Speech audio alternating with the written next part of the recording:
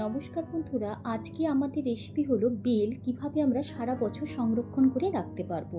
চলুন বন্ধুরা, রেসিপিটা দেখে নেওয়া যাক। সেই জন্য প্রথমে এখানে আমি একটা পাকা বেল নিয়েছি। বেলটা খুব ভালোভাবে ধুয়ে নিয়েছি পরিষ্কার করে, একটু পাকা আর বড় দেখেই বেল নিয়েছি এখানে। এরপরে আমি বেলটাকে এখানে একটা নড়া দিয়ে একটুখানি ফাটিয়ে নিচ্ছি। আপনারা হামল দিস্তা, যেগুলো ছোটো ছোটো হামল দিস্তা হয়, সেগুলো দিয়েও একটু ফাটিয়ে নিতে পারবেন। তার যে ডান্ডিটা হয় সেই ডান্ডিটা দিয়ে এখন এটা আমি ফাটিয়ে নিয়েছি। খুবই নরম হয়ে গেছে ভেতরটা, কারণ খুব সুন্দর পাকা, সেন্টটাও খুব ভালো বেলটার, একদম নরম বেল। এটাকে আমি একটা ছুরির সাহায্যে আপনারা এটা কেটে বের করে নিতে পারেন। এখানে আমি একটা খুন্তি দিয়ে বের করে নিচ্ছি, পেছনটা দিয়ে খুন্তি। এইভাবে বের করে নিলে একদম পুরোপুরি বেরিয়ে চলে আসছে। এরপরে একটা আমরা মিক্সিং বোলের মধ্যে বেলটাকে নিয়ে হাত দিয়ে খুব ভালো করে চটকে নিচ্ছি। নরম বেল তো হাত দিয়ে খুব ভালোভাবে চটকে নেওয়া যাচ্ছে।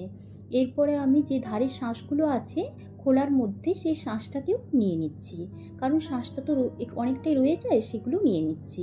নিয়ে 1 গ্লাসের মতো জল দিয়ে খুব ভালোভাবে হাত দিয়ে মেখে নিতে হবে। এখানে আমি 1 গ্লাস জল নিয়েছি, জল নিয়ে খুব ভালো করে আমি মেখে নিচ্ছি। এরপরে মেখে নেওয়ার পর এটা আমি ছেঁকে নেব। এই যে ছিবড়েগুলো বেরোচ্ছে, এই ছিবড়েগুলো যাতে আলাদা হয়ে যায় একটা ছাঁকনিতে করে। আর যেই পাত্রটায় আমি বানাবো, মানে যেই কড়াইটায়, সেই কড়াইটার মধ্যেই আমি একবারে পাল্পটা বের করে নিচ্ছি। দেখতে পাচ্ছেন একদম সেই তালের পাল্পের মতো বেরিয়ে যাচ্ছে। এভাবে হাত দিয়ে দিয়ে প্রেস করলে ওটা বেরিয়ে যাবে, আর এভাবে ছিবড়েগুলো আলাদা হয়ে যাবে। এভাবে আমি পুরোটাই বের করে নিয়েছি। এখন কিন্তু আমি এটার মধ্যে চিনি মিশিয়ে দেব, কারণ চিনিটা এখানে আমি দিয়েছি 1 বাটির মতো। যে ডালের বাটিগুলো হয় না, ওই ডালের বাটির 1 বাটি আমি চিনি দিয়েছি।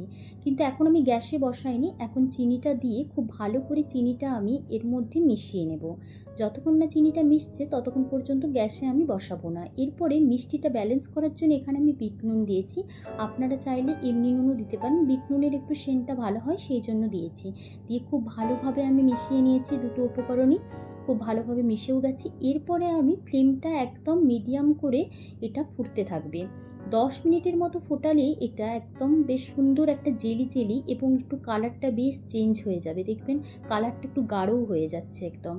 এইভাবে একটু ডিপ ডিপ কালার হয়ে যাবে, আর এইভাবে একটু মানে কি বলবো, একটু গাঢ় হয়ে যাবে। এরপর একটু ঠান্ডা করে নিয়েছি, গ্যাস থেকে নামিয়ে ঠান্ডা করে নিয়ে একটা আমি স্টিলের বড় ছড়ানো পাত্র নিয়েছি। একটু ছড়ানো পাত্র নেওয়ারই চেষ্টা করবেন। এর মধ্যে একটু সাদা তেল বা সর্ষের তেল, যে কোনো তেল নিতে পারে, অল্প পরিমাণ নিয়ে একটু মাখিয়ে নিলাম। এরপরে 1 বাটির মতো করে করে নিয়ে নিয়ে এটার মধ্যে ঢেলে দিতে হবে। মানে অনেকগুলো পাত্রেতেই বানাতে হবে। আমি মানে অতটা নিয়ে একটা পাত্রে না বানিয়ে 2-3টে পাত্রে বানাতে পারেন এইভাবে।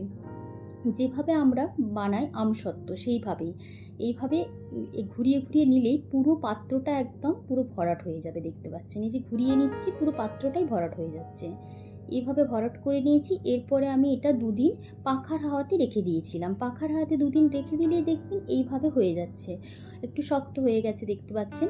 এরপরে আমি ছুরি দিয়ে এভাবে কেটে কেটে নিয়েছি ধারগুলোকে। দিয়ে এটা আমসত্ত্বের মতো করিনি, এভাবে গোল গোল পাকিয়ে একদম এভাবে চকলেটের মতো করে রেখে দিচ্ছি। এগুলো বাচ্চাদেরকেও এরকম চকলেট দিতে পারবেন, তারাও খেতে ভালোই লাগে, কিন্তু অতটা সেন্টটাও কিন্তু বেশি ছাড়ে না। যে একদম পাকা বেলের যেহেতু এটা ফুটিয়ে নেওয়া হচ্ছে, পাকা বেলের সেন্টটা একটু কমে যায় সেই ক্ষেত্রে। তো বাচ্চারাও খেতে পারবে, আর বড়দের তো খেতেই পারবে, কারণ এটা তো কোষ্ঠকাঠিন্যের জন্য খুব একটা উপকারী ফল দেখতে গেলে। এই রেসিপিটা বন্ধুরা কেমন লেগেছে, আর এইভাবেই সংরক্ষণ করে ফ্রিজে রেখে দিতে পারেন কোনো এয়ারটাইট কন্টেনারে, যেগুলোতে ওই কাঁচের বোলের মধ্যে রেখে দিতে পারেন। ধন্যবাদ বন্ধুরা।